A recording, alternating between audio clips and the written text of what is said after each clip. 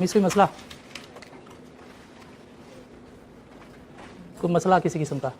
अभी तक जब हमने फाइनेंशियल एनालिसिस में पढ़े कोई, हमने क्वेश्चन नंबर 27 तक कर लिया, 27 कर लिया ना हमने, नहीं किया? 25 तक किया, 25 तक कोई मसले मसाइल हैं तो बताएं मुझे प्लीज़। कोई मसला नहीं, मतलब नहीं पढ़ रहे आप लोग, जाके पढ़ रहे तो मसला होना चाहिए ना मिस, मसला। क्वेश्चन 26,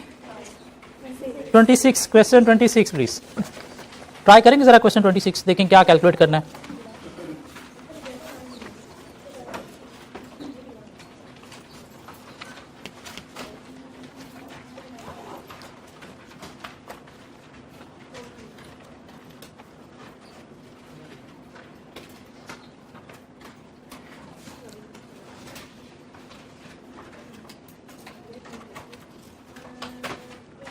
क्वेश्चन 26 का आंसर दे देंगे मुझे?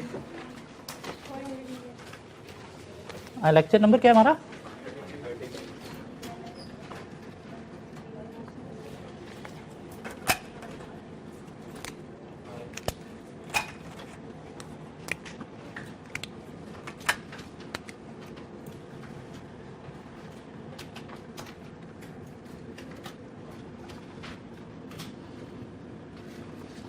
क्वेश्चन 26 का मुझे आंसर दे रहे हो।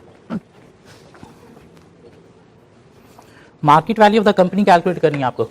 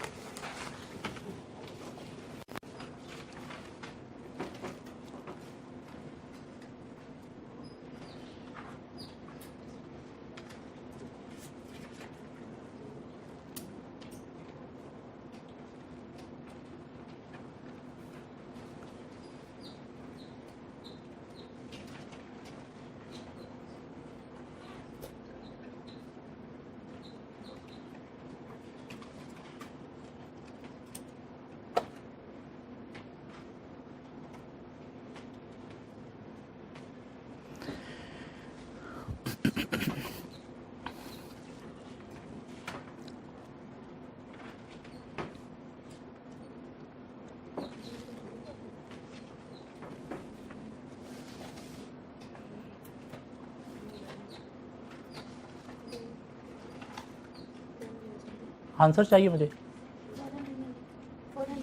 400 million no, market value of the company निकालनी है आपको।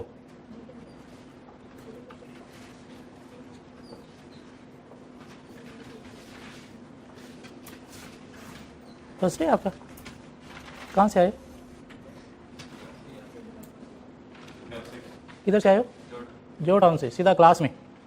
इब्तदाई तालीम कहाँ से हासिल की? गुजरांवाला से। फिर आला तालीम के लिए राय स्कूल ऑफ अकाउंटेंसी आ गए और वहाँ से चार्टर्ड अकाउंटेंसी की आला तालीम हासिल की। आगे क्या किया? वैसे क्यों लेट क्यों ज्वाइन किया? पहले पढ़ा हुआ एमएफए मैंने ज़िंदगी में कभी नहीं पढ़ाया कसम से।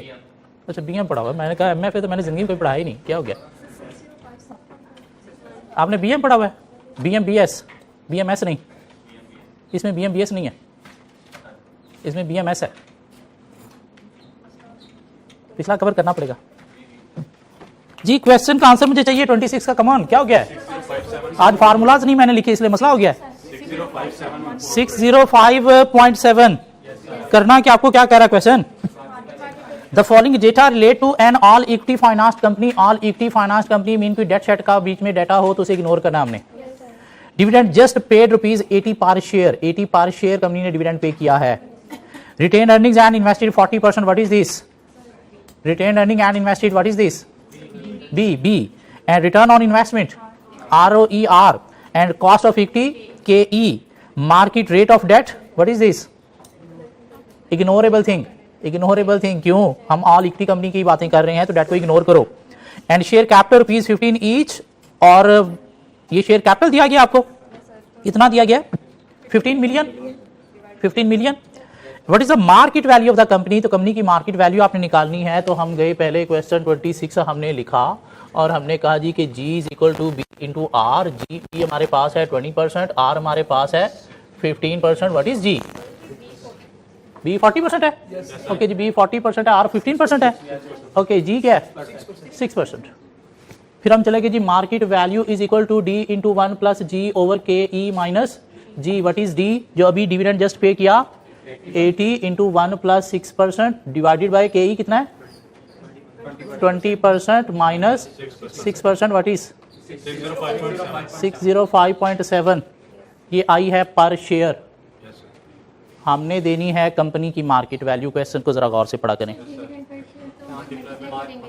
नहीं, इसी को मल्टीप्लाई बाय शेयर कर लो। शेयर कितने आपके पास 1 मिलियन शेयर है आपके पास,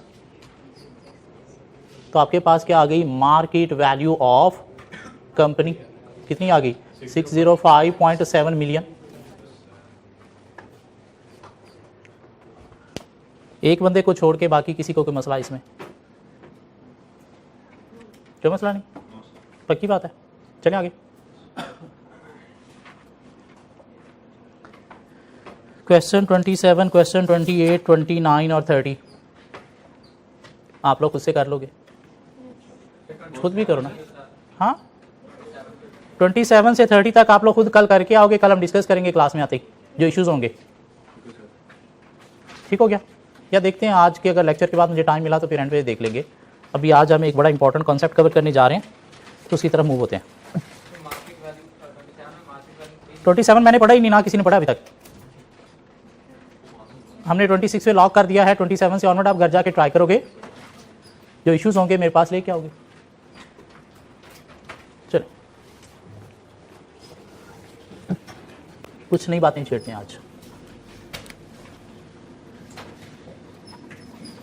इक्विटी कॉस्ट ऑफ इक्विटी की हमने काफ़ी बातें कर ली। अब डेट की बात करते हैं। क्यों वैट की कैलकुलेशन में हमारे पास इक्विटी भी है, दूसरा कंपोनेंट डेट भी है। एक कंपनी पैसा लेती है, छोड़ दो सब कुछ, छोड़ दो सब कुछ, छोड़ दो पेन पेंसिल सब कुछ छोड़ दो, पेन नीचे रख दो, रख दो पेन नीचे। एक कंपनी पैसा लेती है कहाँ से? इक्विटी के थ्रू, शेयर होल्डर के थ्रू, या फिर डेट के थ्रू। और ये दो क्या है सोर्सेज ऑफ फाइनेंस। ठीक हो गया? एक तीसरा सोर्स है गवर्नमेंट से, अगर आपको भीख मिल जाए तो गवर्नमेंट ग्रांट। ठीक हो गया? लेकिन हर कंपनी के लिए पॉसिबल नहीं है, इसकी काफ़ी कंडीशंस होती हैं। फिर जाके अगर आप एलिजिबल हो, क्वालिफाई करो तो आपको ग्रांट मिलती है, वरना नहीं मिलती। और पाकिस्तान जैसी गवर्नमेंट से लेना इतना आसान काम नहीं है, आपको बीच में कुछ खिलाना भी पड़ता है। ठीक हो गया? तो मेन दो ही आपके पास सोर्स ऑफ फाइनेंस है, इक्विटी के थ्रू या फिर डेट के थ्रू। डेट किस फॉर्म में हो सकता है? कंपनी लोन ले सकती है, लोन ले सकती है कंपनी। डेट डिबेंचर इशू कर सकती है। हाँ, कंपनी डेट के थ्रू पैसा जनरेट कर सकती है, बिल इशू करके या बॉन्ड इशू करके भी। बिल या बॉन्ड, बिल या बॉन्ड क्या है? एक कागज का टुकड़ा जो आपने किसी को दिया, भाई इसकी इतनी फेस वैल्यू है, सपोज 5 साल के लिए मैं आपसे पैसा ले रहा हूँ, ये कागज का टुकड़ा दे रहा हूँ, तो 5 साल बाद तूने ये कागज का टुकड़ा मुझे दे के मुझसे इतने पैसे ले लेने। भाई 5 साल बाद मुझे इतने पैसे मिलने नहीं, मैं आपको बीच में 5 साल आराम भी खिलाऊंगा ना, इंटरेस्ट पे करूंगा। क्या कह रहा? बिल जो है ये होता है कागज का टुकड़ा लेस देन 1 ईयर के लिए। किससे आप लोन ले रहे हो? ये बिल या बॉन्ड के थ्रू जनरल पब्लिक से, जनरल पब्लिक से, इन्वेस्टर से। जनरल पब्लिक या इन्वेस्टर से लोन लेने जाओगे तो सपोज बैंक से मिलेगा, फाइनेंशियल इंस्टीट्यूशन से मिलेगा। लेकिन या बिल या बॉन्ड के थ्रू आप किससे पैसा ले रहे हो? इन्वेस्टर मीन जनरल पब्लिक से। हाँ, अगर लेस देन 1 ईयर के लिए पैसा ले रहे हो, लेस देन 1 ईयर के लिए पैसा ले रहे हो तो उसके लिए आप क्या इशू करोगे? बिल।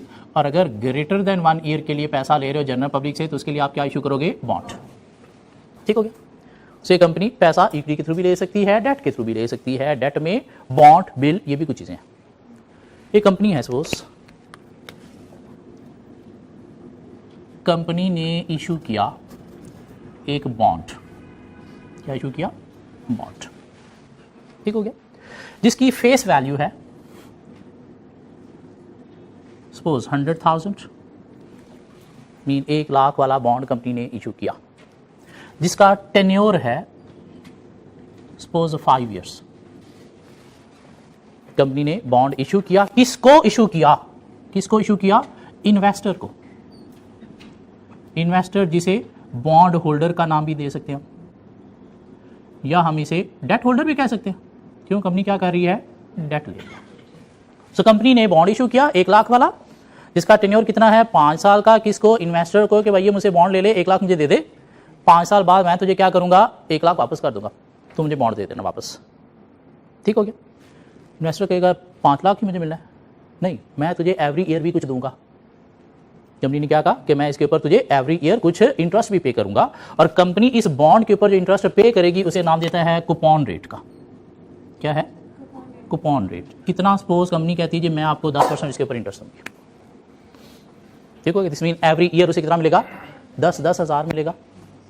आखिरी 5वें साल में कितना मिलेगा? 10,000 प्लस 1 लाख, 1,10,000, ठीक हो गया। मीन पहले 4 सालों में हर साल 10,000 मिलेगा, 5वें साल में 10,000 भी मिलेगा, साथ वो 1 लाख भी वापस मिलेगा। तो ये इन्वेस्टर को फायदा मिल रहा है, इन्वेस्टर बॉन्ड ले लेगा आपसे, मीन बाय कर लेगा आपसे, ठीक हो गया। सो कंपनी ने इशू किया बॉन्ड जिसकी फेस वैल्यू है 1 लाख, टेन्योर कितना है? 5 साल। उस बॉन्ड के ऊपर कंपनी जो इन्वेस्टर को पे करेगी, बॉन्ड होल्डर को पे करेगी, वो क्या है? Coupon rate, mean interest rate जो कंपनी पे करेगी किसको? इन्वेस्टर को, ठीक हो गया। एक होता है मार्केट रेट भी। सपोज मार्केट रेट भी चल रहा है 10%। मार्केट रेट क्या है? मार्केट के अंदर जो इंटरेस्ट रेट है, मार्केट के अंदर जो इंटरेस्ट रेट है उसे हम क्या नाम देंगे? मार्केट रेट का। कूपन रेट क्या है? कंपनी का रेट जो कंपनी बॉन्ड के ऊपर पे कर रही है।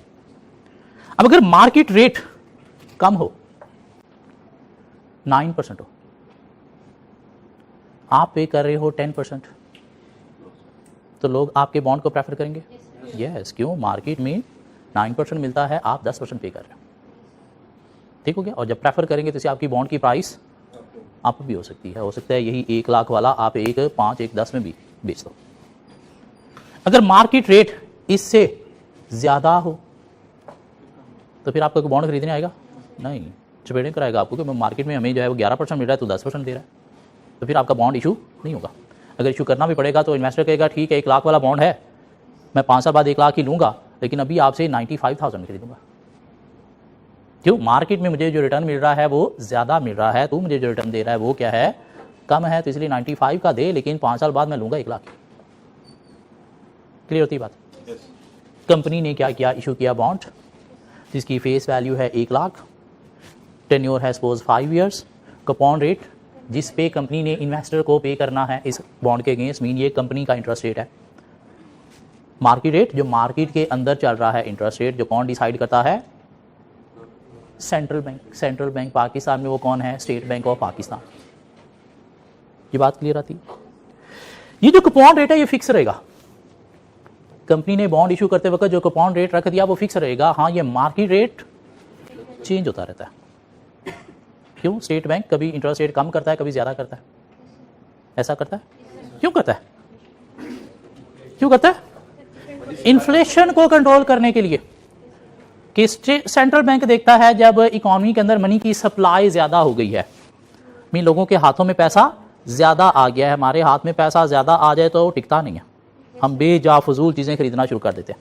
ऐसे होता है? किसी मत गलती से अगर हमारे पास पैसे घर से ज्यादा आ जाए, झूठ मूठ बोल के कि बुक 10,000 की आनी है, आई 1,000 की, तो पैसा ज्यादा आ गया तो वो टिकता नहीं है, फिर हम खर्चते हैं। इस तरह से अगर इकोनॉमी के अंदर मनी की सप्लाई ज्यादा हो जाए तो वो फिर लोगों के पास टिकता नहीं है, लोग उसे क्या करते हैं? बेजा इस्तेमाल करते हैं। और जब बेजा इस्तेमाल करते हैं तो प्रोडक्ट की डिमांड बनती है, पीछे से सप्लाई उतनी नहीं होती, तो इससे प्राइसेस बढ़ जाती हैं। मीन इकोनॉमी के अंदर क्या आ जाता है? इन्फ्लेशन आ जाता है। ऐसी बात है, इन्फ्लेशन आ जाता है। तो इस इन्फ्लेशन को रोकने के लिए सेंट्रल बैंक क्या करता है कि मनी की सप्लाई को कम करो, पैसा इकोनॉमी से, मार्केट से ले आओ। कहाँ पे? बैंकों के अंदर। कैसे लेके आओ? इंटरेस्ट रेट बढ़ा के। इंटरेस्ट रेट बढ़ा के लोग अपने पास नहीं रखेंगे, कहाँ पे रखेंगे? बैंकों में। क्यों? बैंकों से रिटर्न ज्यादा मिल रहा है। इंटरेस्ट रेट जब ज्यादा होगा तो लोग फिर अपने पास घरों में, तिजोरियों में नहीं रखेंगे, कहाँ पे रखेंगे? बैंकों में। के क्यों? बैंक से रिटर्न ज्यादा मिल रहा है। ऐसी बात है। इक्विटी में इन्वेस्ट नहीं करेंगे, क्यों? बैंक से रिटर्न ज्यादा मिल रहा है, तो पैसा इकोनॉमी से निकल के कहाँ पे आ जाएगा? बैंक के पास। इंटरेस्ट रेट जब ज्यादा होता है ना तो लोग कंजम्पशन की बजाय सेविंग की तरफ आते हैं। ऐसी बात भी है, कंजम्पशन की बजाय सेविंग की तरफ आते हैं। सेविंग कैसे होगी? बैंक में पड़ा है तो वहां से निकाल के यूज करना औखा काम है। घर पे जब पड़ा है तिजोरी में तो यूज करना बड़ा आसान काम है, तो उससे कंजम्पशन ज्यादा होती है। लेकिन जब बैंक में चला गया तो फिर क्या होगी? सेविंग हो गई, मीन कंजम्पशन क्या हो जाएगी? कम। इससे क्या हुआ? एक तो इन्फ्लेशन आपका कंट्रोल हो गया, लेकिन इससे बिजनेस की इन्वेस्टमेंट भी तबाह हो जाती है। क्यों? लोग इक्विटी में इन्वेस्ट नहीं करते, बैंकों में रख रहे हैं। बिजनेस दूसरी तरफ से सेल की सूरत में भी तबाह हो जाता है। क्यों? लोग कंजम्पशन की तरफ नहीं जा रहे, मीन चीजें कंज्यूम नहीं कर रहे, तो बिजनेस की सेल भी नहीं हो रही, तो इकोनॉमी के ऊपर इसका बुरा इंपैक्ट भी आता है। तो इसलिए क्या करना है, सेंट्रल बैंक ने देखना है जैसे ही इन्फ्लेशन थोड़ा सा कर्टेल हुआ है, साथ ही क्या करना है, इंटरेस्ट रेट को लो करना है। क्यों? लो करने से क्या होगा, पैसा बैंकों से इकोनॉमी के अंदर आएगा, बिजनेस लोन लेके प्रोजेक्ट स्टार्ट करेगा, पैसा बैंकों से इकोनॉमी में आएगा। लोग अब घरों में तिजोरी में रखेंगे, बैंक में नहीं रखेंगे। क्यों? हमने हराम नहीं खाना, क्यों? इंटरेस्ट रेट लो है ना, तो फिर हलाल हराम की तमीज आ जाएगी। जब फायदा था फिर नहीं, फिर रिटर्न ज्यादा मिल रहा है। अब हमने हराम नहीं खाना, तिजोरी में पड़ा रहने दो। इंटरेस्ट रेट कम हो गया, लोग बैंकों में नहीं इक्विटी में इन्वेस्ट करेंगे। क्यों? हलाल का प्रॉफिट खाते हैं, हमने हराम नहीं खाना। क्या कहलाता है? तो इंटरेस्ट रेट फ्लक्चुएट होता रहता है, मार्केट रेट फ्लक्चुएट होता रहता है। कौन करता है? Central bank. किस लिए? इकोनॉमी को स्मूथली रन करने के लिए।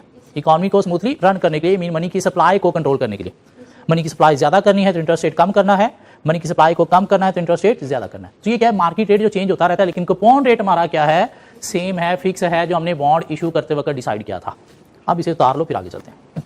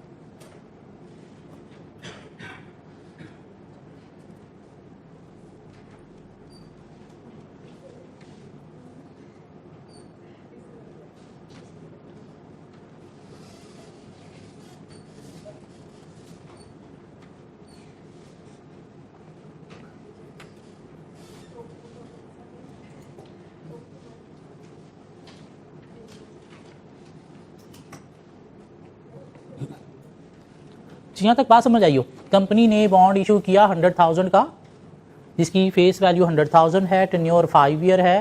कूपन रेट मीन कंपनी जो इन्वेस्टर को पे करेगी इस बॉन्ड पे वो कितना, 10% है, और मार्केट रेट कितना है, 10%। ठीक हो गया। और जब हम बॉन्ड इशू करते हैं तो मार्केट रेट पे ही हमारा कूपन रेट होना चाहिए, फिर ही 100,000 का 100,000 में इशू हो सकेगा। अगर मार्केट रेट डिफरेंट है, मीन मार्केट रेट कम है, तो आपके बॉन्ड की वैल्यू ज्यादा होगी। क्या कहला है? तो अगर आपने लेना 1 लाख था, लेना 1 लाख था, अब बॉन्ड की वैल्यू ज्यादा है, सपोज आपको 1.5 भी कोई दे रहा है, तो आपको चाहिए 1 लाख था, तो आप जब भी इशू करोगे तो किस पे इशू करोगे, मार्केट रेट पे। हाँ, अगर मार्केट रेट ज्यादा है, आपका कूपन रेट कम है, तो फिर आपका बॉन्ड कोई मुंह लगाएगा ही नहीं, तो फिर इशू नहीं हो सकेगा। इसलिए इशू करते वक्त कूपन रेट क्या होना चाहिए, मार्केट रेट ही होना चाहिए, फिर जाके बॉन्ड इशू हो सकेगा। ठीक हो गया। चलिए आगे चलते हैं। कूपन रेट कम होगा मार्केट रेट से, मीन हम इन्वेस्टर को कम दे रहे हैं as compare to market rate. अगर हम ज्यादा दे रहे हैं, अगर हम ज्यादा दे रहे हैं फिर तो इन्वेस्टर खरीदेगा, फिर तो इन्वेस्टर भागम भाग आएगा खरीदेगा। तो आपने कहा कि कूपन रेट और मार्केट रेट इक्वल होना चाहिए। इक्वल होगा तो आपका बॉन्ड इजीली इशू हो सकेगा। 1 लाख वाला 1 लाख पे इशू हो सकेगा। अगर इक्वल नहीं है तो फिर 1 लाख वाला 1 लाख पे इशू नहीं हो सकेगा। अगर कूपन रेट मार्केट रेट से कम है फिर तो शायद इशू ही नहीं होगा, कोई खरीदेगा ही नहीं आपसे। खरीदेगा तो कहेगा ठीक है 90,000 में मुझे दे दो, 1 लाख वाला बॉन्ड लूंगा मैं बाद में 1 लाख ही, साथ कूपन रेट भी लूंगा, लेकिन अभी 90,000 दूंगा, मीन मुझे डिस्काउंट पे दो। ठीक हो गया।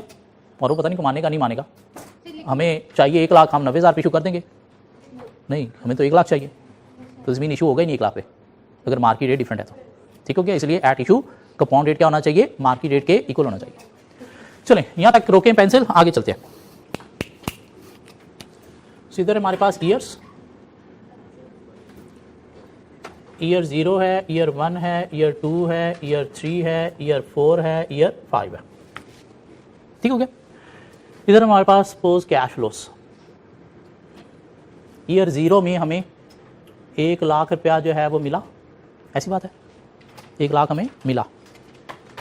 ईयर 1 में 1 लाख पे कितना हमने इन्वेस्टर को पे किया, इन्वेस्टर के पॉइंट से देखें तो इन्वेस्टर ने 1 लाख जो है वो हमें दिया ईयर 0 में। ईयर 1 के एंड पे उसको कितना मिला, 10,000। कूपन रेट कितना है, 10,000। मीन इन्वेस्टर को जो मिल रहा है 1 लाख उसने दिया। ये ईयर 0 और ईयर 1 में कोई डिफरेंस है? ईयर 0 ईयर 1 एक ही ईयर है, ईयर 0 उसी का स्टार्ट होता है ईयर 1 का, और ईयर 1 का मतलब ईयर 1 का एंड होता है। ठीक हो गया, ये कोई डिफरेंट ईयर नहीं है, मीन ये 6 साल नहीं है, 5 साल ही है। ठीक हो गया। सो ईयर 2 पे भी कितना मिला हमें 10,000, ईयर 3 पे भी इन्वेस्टर को कितना मिला 10,000, ईयर 4 पे भी कितना मिला 10,000, ईयर 5 पे भी कितना मिला 10,000। मीन ये जो हमने फिगर निकाली है ये किस पे निकाली है, कूपन रेट पे। ठीक हो गया। अब अगर हम इस बॉन्ड की कैश फ्लोज को डिस्काउंट करें, किस पे डिस्काउंट करेंगे, मार्केट रेट पे। डिस्काउंट किसे करेंगे, मार्केट रेट पे। तो अगर हम इसकी पीवी निकालने की कोशिश करें at the rate of 12% discount factor, तो क्या करेंगे हम, इसको डिवाइडेड बाय 1.10, 10% 12% है, 10% है। सो 1.10 रेज टू पावर 1 कर देंगे। इसको क्या कर देंगे 1.10 raise to power 2, 1.10 raise to power 3 divided by 1.10 raise to power 4 divided by 1.10 raise to power 5। मुझे प्लीज यहाँ पे पीवीज की फिगर 9091 8264 7513 6830 6209। मुझे फिगर दे देंगे नीचे।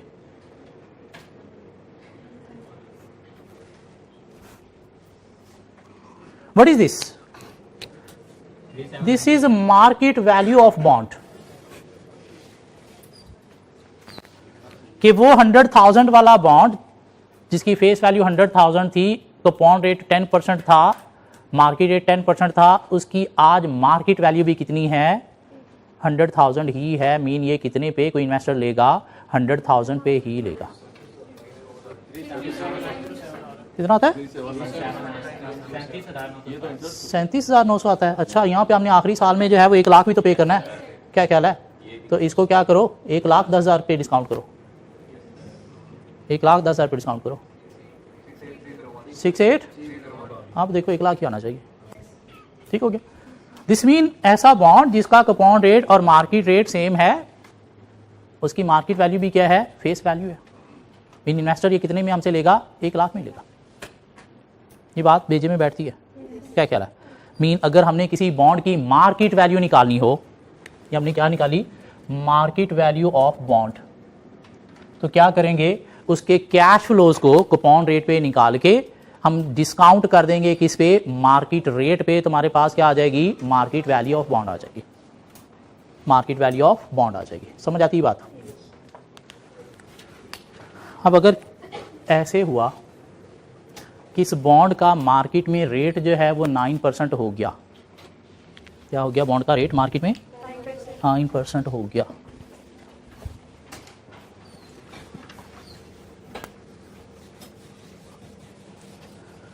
सपोज हमने बॉन्ड इशू किया 100,000 वाला, 10% कूपन रेट, मार्केट रेट 10% था, इशू हो गया।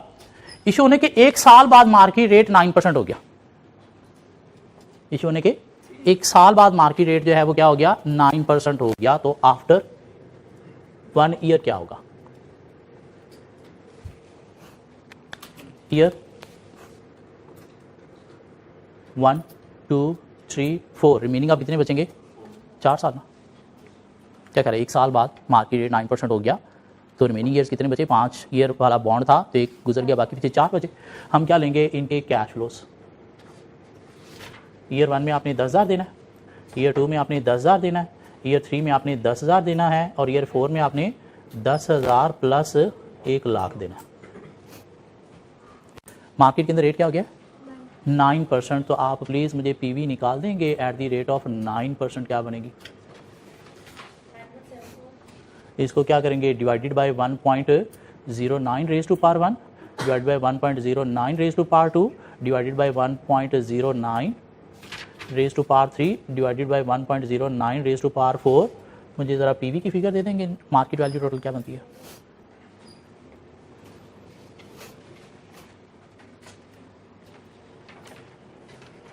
कमन कमन कमन कैलकुलेटर यूज करें, जंग उतारे अपने हाथों से।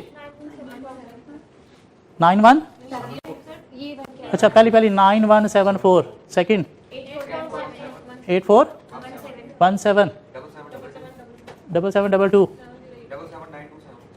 77927 व्हाट इज मार्केट वैल्यू? 084 आया है।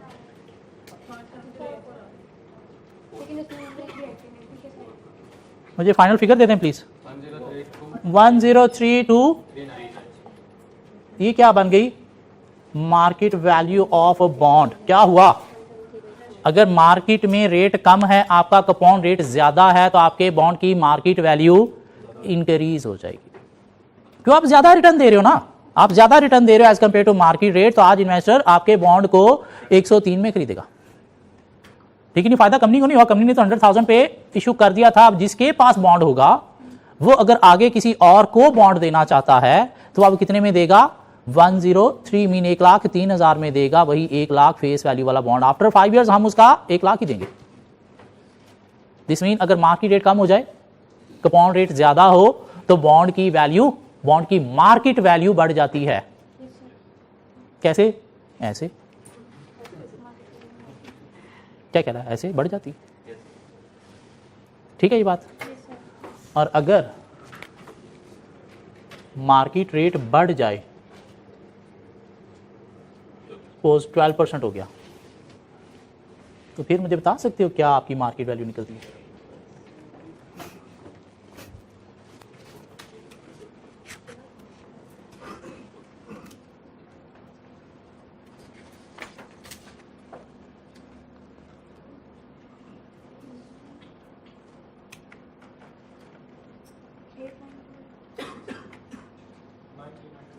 Nine three 93925। दिस मीन आपकी मार्केट वैल्यू क्या होगी? बॉन्ड की कम हो गई। क्यों? मार्केट रेट जो है वो ज्यादा है than coupon rate. So bond की जो फेस वैल्यू है वो सेम रहेगी। ठीक हो गया? टर्म सेम है, कूपन रेट सेम है, मार्केट रेट चेंज होता रहता है। At issue coupon rate market rate के इक्वल ही होगा तो बॉन्ड इशू होगा। ठीक है? After issue market rate change होता है, तो उसके चेंज होने से हमारी बॉन्ड की मार्केट वैल्यू भी चेंज होती है। अगर आपका मार्केट रेट कूपन रेट से कम है तो बॉन्ड की मार्केट वैल्यू बढ़ जाएगी। और अगर मार्केट रेट ज्यादा है देन कूपन रेट, तो बॉन्ड की मार्केट वैल्यू क्या हो जाएगी? कम हो जाएगी। मीन एक इन्वेस्टर ने ये बॉन्ड आपसे लिया था, 1 साल बाद अगर मार्केट रेट ये हो गया है तो अब वो बॉन्ड किसी और इन्वेस्टर को 1,03,000 में बेचेगा। लेकिन अगर मार्केट रेट ज्यादा है देन कूपन रेट, तो फिर वो इन्वेस्टर किसी और दूसरे इन्वेस्टर को कितने में बॉन्ड बेचेगा? 93,000 में। क्या कहला? क्यों? मार्केट रेट चेंज होने से बॉन्ड की मार्केट वैल्यू चेंज होती है। यहाँ तो बात समझ आई? चलें आगे, एक क्वेश्चन कवर करने की कोशिश करें। चलिए क्वेश्चन कवर करते हैं।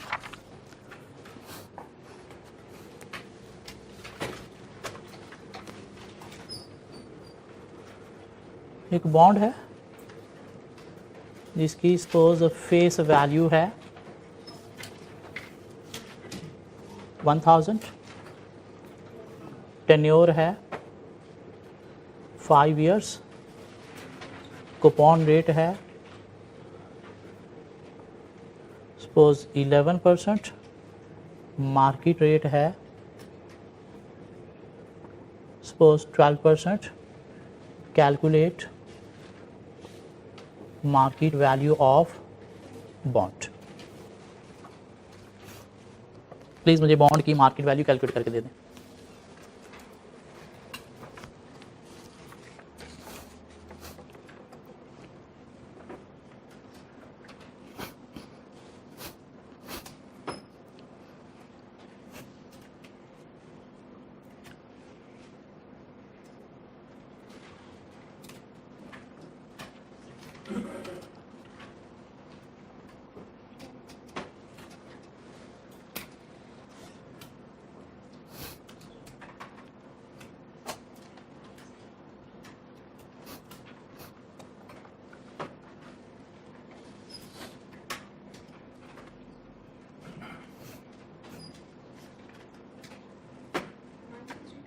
नाइन सिक्सटी टू 964 आ रहा है। 964 964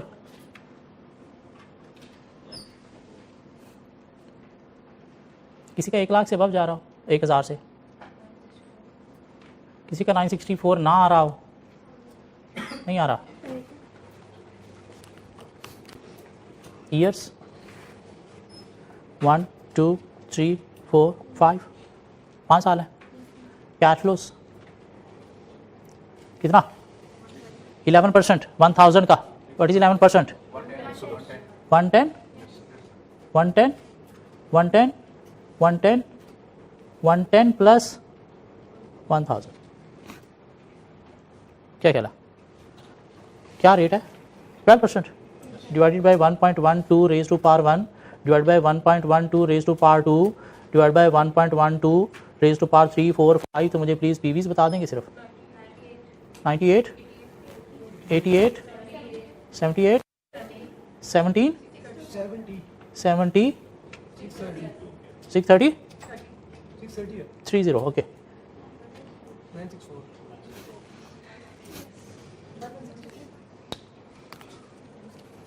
जी इजी, चलिए आगे।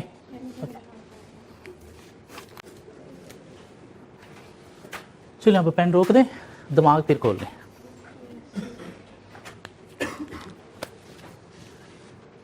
एक कंपनी है जिसका नाम है सपोज AB, ठीक हो गया। इसने इशू किया बॉन्ड एट 13% कूपन रेट। ये कंपनी क्या कर रही है? 13% दे रही है किसको? इन्वेस्टर, ठीक हो गया। कितना बॉन्ड था? 100 का था, 1000 का था, जितना भी था। और कंपनी ने क्या किया, ये जो पैसा यहाँ से आया, ये जो पैसा यहाँ से आया, वो कंपनी ने आगे जो है वो इन्वेस्ट कर दिया एट द रेट ऑफ 11%। कहाँ पे? सपोज इन्वेस्ट कर दिया म्यूचुअल फंड्स में।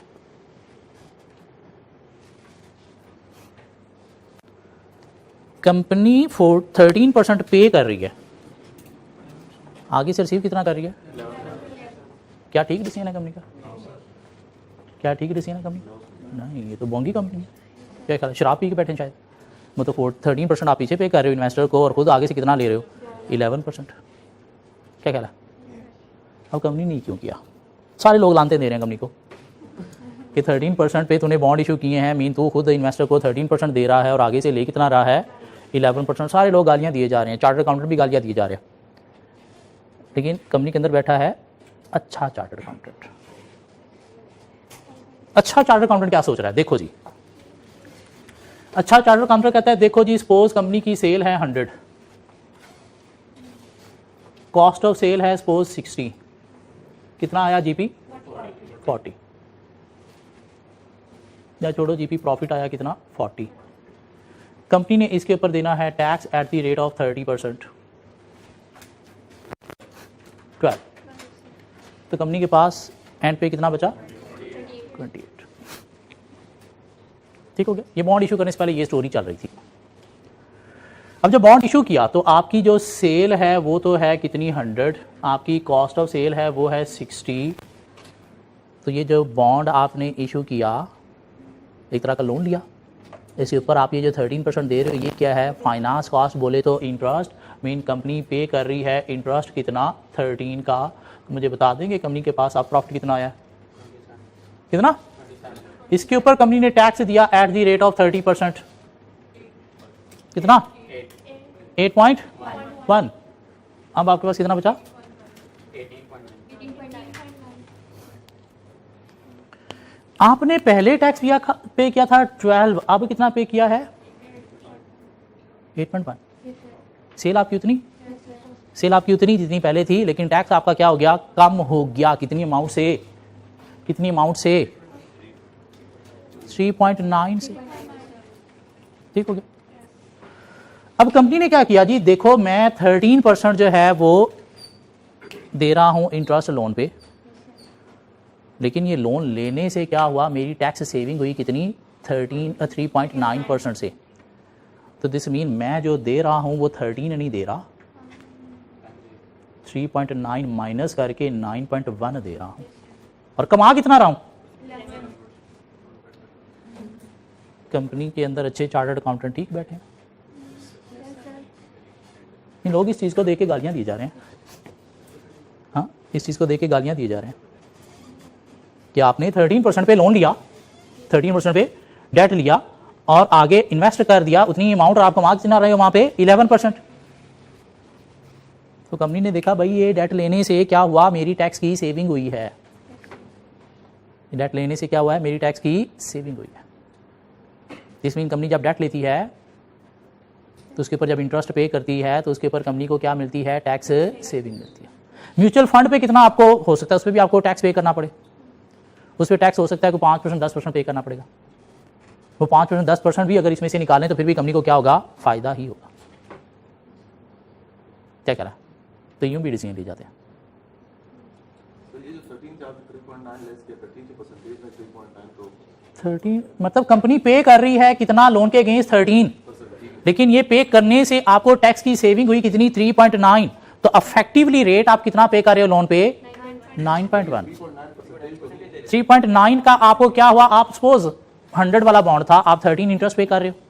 100 वाला बॉन्ड था, 13 इंटरेस्ट पे कर रहे हो, क्या ख्याल है। तो 13 पे करके आपको बचा कितना, 3.9। तो अफेक्टिवली आपका जो अफेक्टिव जो रेट है वो क्या है, अफेक्टिव रेट आप कितना पे कर रहे हो, वो आप कर रहे हो 9.1, और आगे से कमा कितना रहे हो, वही पैसा आगे इन्वेस्ट करके 11%। तो आपको फायदा है कि नुकसान है, फायदा है। क्या कहला, दिस मीन यहां से हमने सीखा क्या, इसके ऊपर हेडिंग दे दें इम्प्लीकेशन ऑफ टैक्स।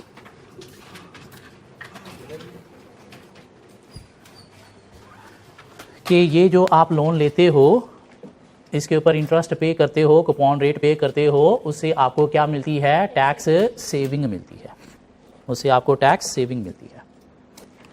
इनफैक्ट देखा जाए तो क्या किया कंपनी ने, ये जो 13% था इसको इंटू 70% कर दें तो आपके पास 9.1 यही फिगर बन जाती है। क्या कहला, ये क्या आपका अफेक्टिव रेट, बीच में डिफरेंस कितना है, 13 और 9.1 के बीच में डिफरेंस कितना है, 3.9। ये क्या है, टैक्स सेविंग।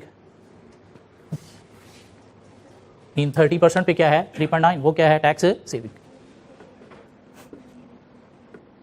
मीन आप जब लोन लेते हो तो इंटरेस्ट पे करने से आपका प्रॉफिट कम होता है, तो प्रॉफिट कम होने से आपको क्या मिलती है, टैक्स सेविंग मिलती है।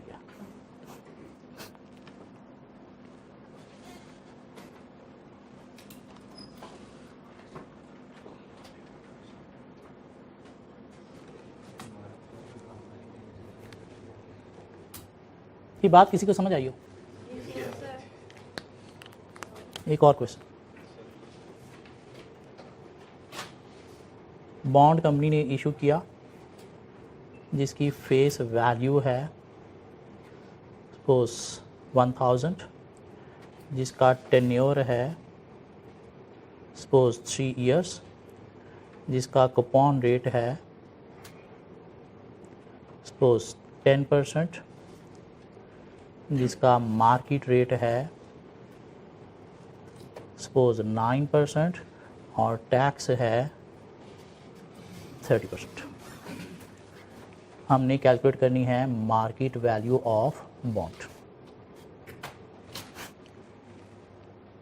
क्या कह रहा है, मार्केट वैल्यू ऑफ बॉन्ड हमने कैलकुलेट करनी है। तो क्या करेंगे हम, ईयर्स 1 2 3, ठीक हो गया। Cash flows,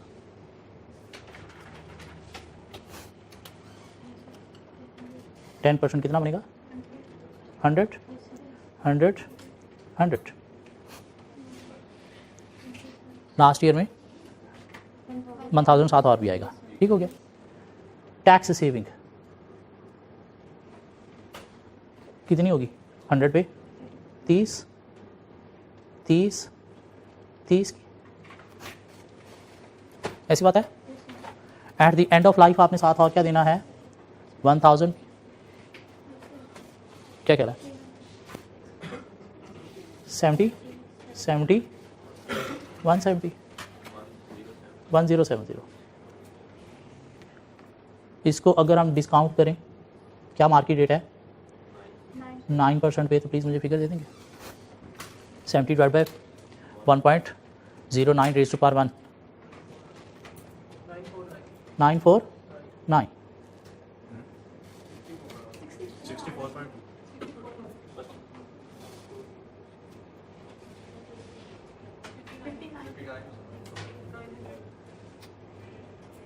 market value of bond मुझे दे सकते हो? इतना नहीं, कम होना चाहिए। 955, ठीक है। मार्केट वैल्यू 900 की जगह पे 826 आ रहा है। सो कई लोग नींद में ना अभी तक। सो दिस मीन टैक्स की इम्प्लीकेशन की सूरत में क्या होगा, टैक्स सेविंग जो है वो कैश फ्लो में से माइनस करके हम जो है वो नेट कैश फ्लोज निकालेंगे, फिर उनको डिस्काउंट करेंगे। क्यों? कंपनी जब लोन लेती है उस पर इंटरेस्ट पे करती है तो उसे प्रॉफिट कम होने से कंपनी को क्या होती है, टैक्स सेविंग होती है। दिस मीन इस कंपनी का ये डिसीजन ठीक था कि इसने 13% का बॉन्ड इशू किया, मीन लोन लिया, डेट लिया और आगे इन्वेस्ट कर दिया 11% पे। क्या कह रहा है? क्यों? कंपनी को जो नेट बेनिफिट हो रहा था वो 11 माइनस 9.1। क्या कह रहा है?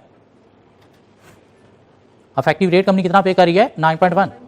आगे से कंपनी कितना जनरेट कर रही है? 11%। क्या ख्याल है? तो कंपनी को फायदा हो रहा है। कितने से फायदा हो रहा है? इनका जो डिफरेंस है वो कंपनी को फायदा दे रहा है, 1.9 फायदा दे रहा है कंपनी को। क्या ख्याल है? पैसा इधर से लिया, आगे इन्वेस्ट कर दिया, जहां से लिया वहां पे कंपनी कम पे कर रही है, 13 नहीं पे कर रही। अफेक्टिवली कंपनी कितना पे कर रही है? 9.1 पे कर रही है। क्यों? वो इंटरेस्ट की वजह से आपकी टैक्स सेविंग भी तो हुई ना। नंबर 17 आपके पास है, क्वेश्चन नंबर 17 आपके पास है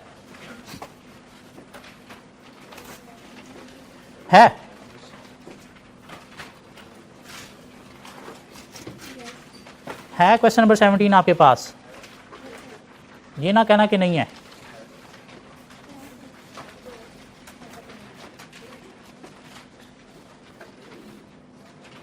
प्रीवियस लेक्चर में आपको क्वेश्चन 19 से ऑनवर्ड मिले, दिस मीन उससे पहले वाले क्वेश्चन आपको ऑलरेडी मिले हुए हैं।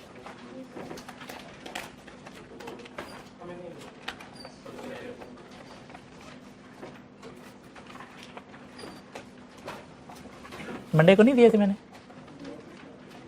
चलिए शेयर करें, मिल जाएंगे फिर। क्वेश्चन 17 क्या कहता है? Face value of debt issued है 100, कूपन रेट है 10%, मार्केट इंटरेस्ट रेट है 6%, टर्म ऑफ मैच्योरिटी है 3 इयर्स, रिडम्पशन वैल्यू को भी इग्नोर करें, और टैक्स रेट है 30%। Please calculate the market value of debt within 2 minutes.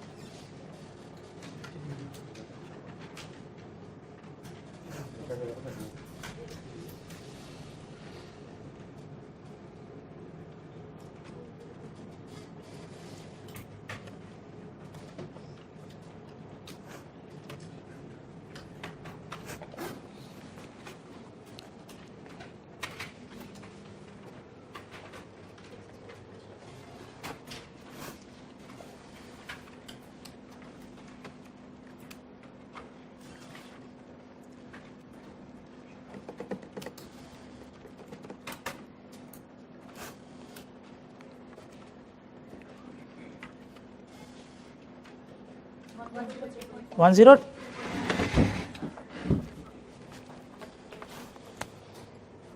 क्या आपके पास ईयर 1 है, ईयर 2 है, ईयर 3 है, कितनी वैल्यू है?